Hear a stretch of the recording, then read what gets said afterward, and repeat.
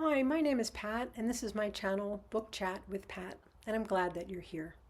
Today I bring you a discussion of the 11th book, Ray Bradbury's Fahrenheit 451, that I have read in the Read 24 in 2024 Banned Book Challenge, created by the creative and kind MJ at Reading This Life. One cannot help but see the irony in the notion that a book about censorship and book banning has itself been challenged, altered, and in some cases completely removed from schools and libraries.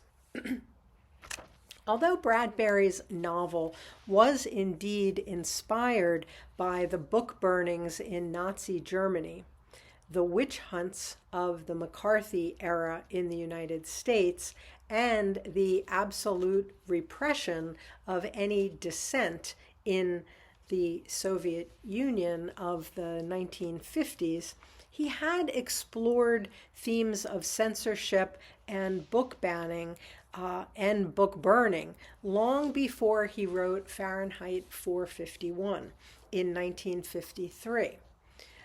He had published several short stories in the late 1940s and a novella in 1951, all of which formed the basis for this novel, Fahrenheit 451. In his short story, Bright Phoenix, Bradbury wrote about a librarian who confronts the chief censor who burns books. The residents of the small town rise up to combat the book burning by memorizing the texts of banned books. This is an idea that will reappear in Fahrenheit 451. He also wrote a story called The Pedestrian about a society where people have no intellectual pursuits whatsoever and are completely without any sense of connection to the natural world or to others. When people are not working, they are in their darkened homes with the only light coming from their oversized TV screens, at which they stare mindlessly. The main character rebels against this society simply by going out every night for long walks, alone. One night, however, he is confronted by the police and he is arrested and taken into custody. Then, in 1951, Bradbury published a novella entitled The Fireman in Galaxy Science Fiction magazine. This novella combined elements of Bright Phoenix and The Pedestrian. A publisher at Ballantine Books urged Bradbury to expand the novella into a full-length novel, and in 1953, Fahrenheit 451 was the result. The novel follows the protagonist, Guy Montag, a fireman who, as an agent of the state, is tasked with the job of destroying all books because reading any literature might encourage people to think for themselves and to resist state control. So it is the job of the firemen not to extinguish fires, excuse me, but rather to collect books wherever they may be and to set them on fire. Fahrenheit 451, the title, refers to the temperature at which books will burn. This is also a novel about the potential dangers of mass media to take over people's minds and prevent them from thinking for themselves. No one reads anything anymore. The main form of entertainment and information is staring at these huge TV screens that cover the walls of people's homes. A series of events early in the novel cause Guy Montag to begin to question the possibility that he just might be on the wrong side. He meets a young woman in his neighborhood, the 17-year-old Clarice, who clearly does not think like everyone else. She loves to take walks and observe nature. She likes to make conversation, and she shows great curiosity about the world around her and about other people. She could not be more different from Montag's wife, Mildred, who spends her days watching these mindless shows on these big television screens and taking drugs that almost kill her in order to sleep at night.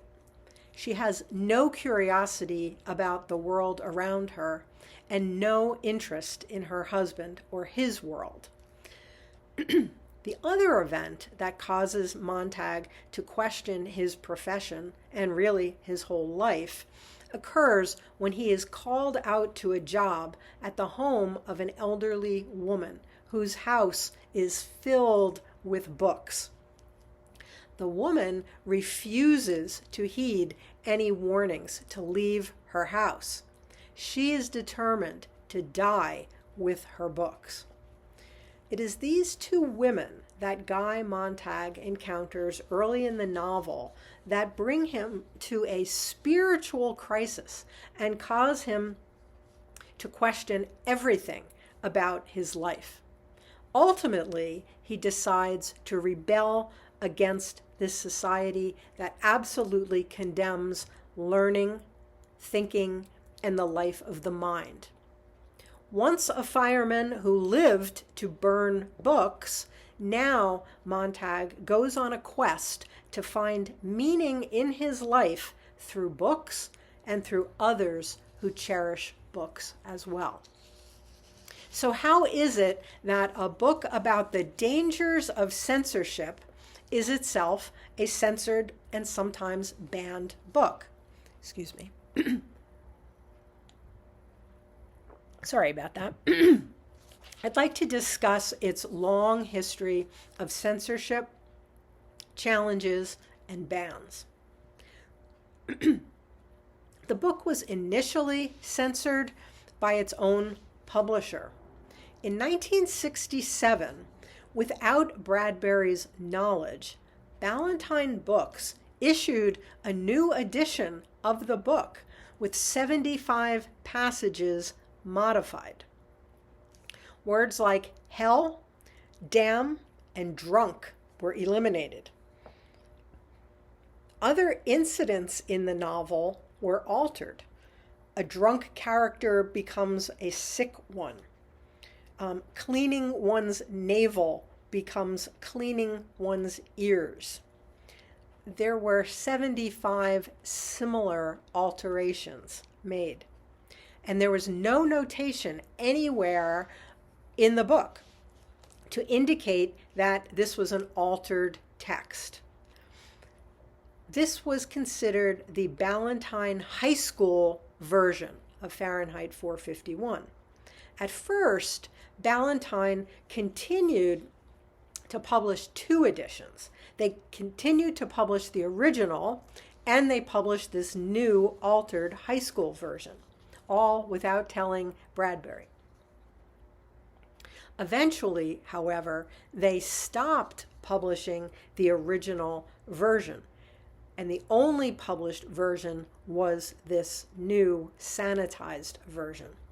From 1973 through 1979, only the sanitized version was published. It was in 1979 that a friend of Bradbury's contacted him and showed him what had been done to his book. At that point, he demanded that Ballantine immediately stop publishing the sanitized version. The complete original text has been available since 1980. The next major event in this story of censorship occurred in 1992 when students in a middle school in Irvine, California, were issued copies of the book with numerous words and phrases blacked out throughout the text. School officials ordered their teachers to use black markers to black out words like hell, damn, drunk, and other words that they deemed to be obscene. In this instance, though, parents actually stood up and complained about what had happened. They complained about these crudely doctored versions of the book that had been distributed to their kids, and they went to the press. So there was such a hue and cry about this that the school officials actually then reversed their course, demanded that all of the censored books be collected, and that they never be used again. In 2006, in Montgomery County, Texas, the father of a 15-year-old girl said that he wanted the book removed from classrooms. He alleged that the book took the name of the Lord in vain, that it depicted drunkenness and drug use, and that it used other bad language. He called it dirty talk. He argued that the book was against his religion because it depicted a Bible being burned. He admitted that he had not read the book. The school did not move to ban this book. Rather, they gave the 15-year-old girl another book to read, and she did not participate in the class discussions on Fahrenheit 451. In 2023, according to PEN America, the novel was removed from all libraries in the Frisco Independent School District in Texas.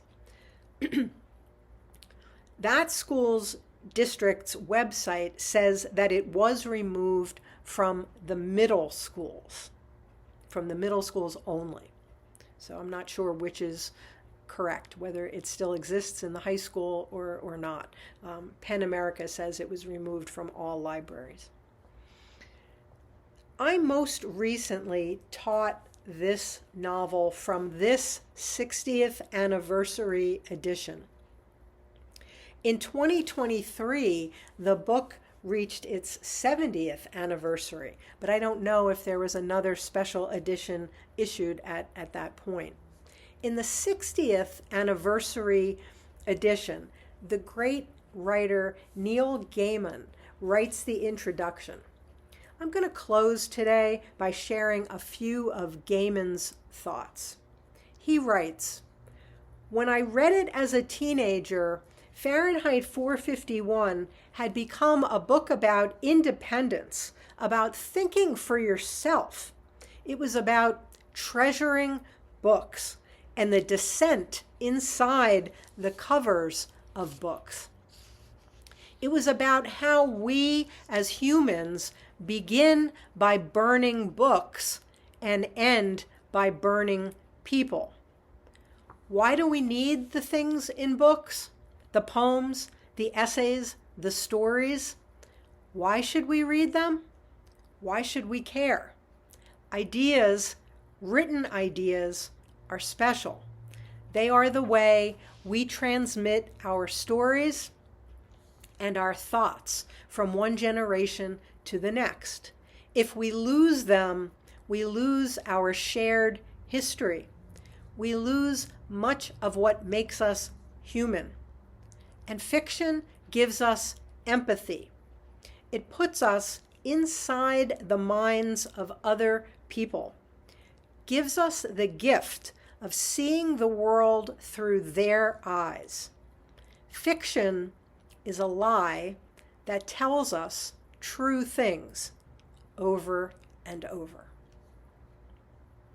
So that's it for today. As always, I thank you for watching. I hope that you're doing well. I'll speak with you again soon. Take care.